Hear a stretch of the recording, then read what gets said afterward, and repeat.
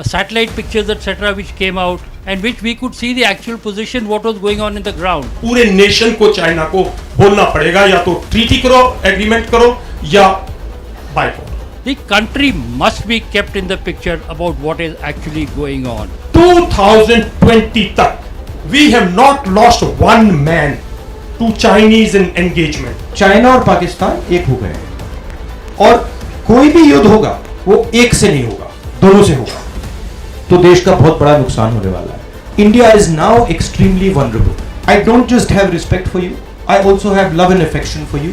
You defend this nation. This nation would not exist without you. The issue is about China. There was a lot of satellite pictures, etc., which came out, and which we could see the actual position, what was going on in the ground. The country must be kept in the picture about what is actually going on.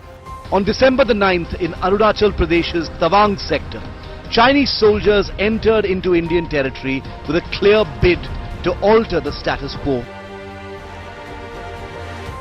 1967 से sir 2020 तक we have not lost one man to Chinese engagement क्योंकि वो डरता था sir.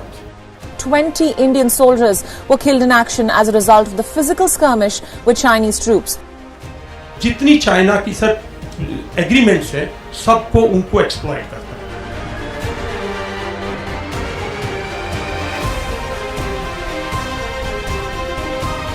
जो हमारी land agreements थी Britishers के टाइम की, उसने 1950s में नल एंड वाइट कर दिया. चाइना का सर ओवरऑल बाइकआउट नहीं हो रहा, पॉलिटिकल लेवल पे, डिप्लोमेटिक लेवल पे. अकेला सोल्जर अकेला खड़ा हुआ. जवान तो लड़ता है खेत के लिए दूसरे के जवान से.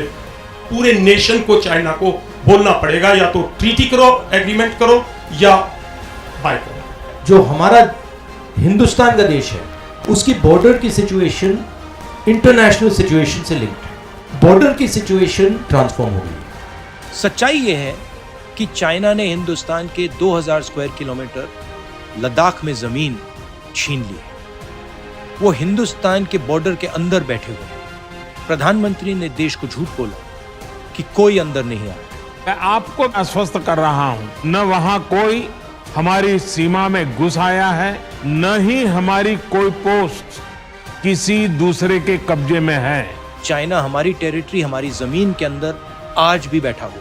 पहले हमारे दो दुश्मन थे, एक पाकिस्तान और एक चाइना, और हमारी जो पॉलिसी थी उन दोनों को अलग करके रखने की पॉलिसी थी. फॉरेन पॉलिसी के पीछे यही आइडिया था. जब राजीव गांधी जी वहां गए उसका भी यही आइडिया था कि ये दोनों एक साथ ना हो जाए. पहले लोग कहते थे टू फ्रंट वॉर नहीं होनी चाहिए, फिर उसके बाद लोगों ने कहा 2.5 फ्रंट वॉर चल रही है. 2.5 फ्रंट मतलब चाइना, पाकिस्तान, टेररिज्म. आज एक ही फ्रंट है, मतलब चाइना और पाकिस्तान एक हो गए और कोई भी युद्ध होगा वो एक से नहीं होगा, दोनों से होगा. ये दोनों अब एक साथ सिर्फ मिलिटरीली नहीं कर रहे हैं, इकोनॉमिकली भी काम कर रहे हैं.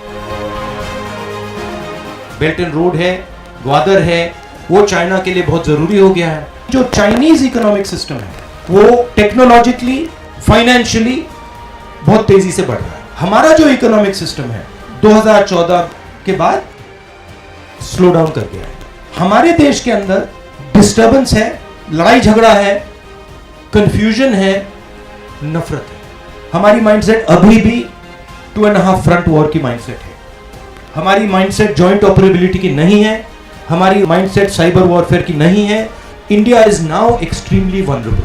China and Pakistan are both preparing a surprise for us. That is why I keep repeating that the government cannot keep quiet.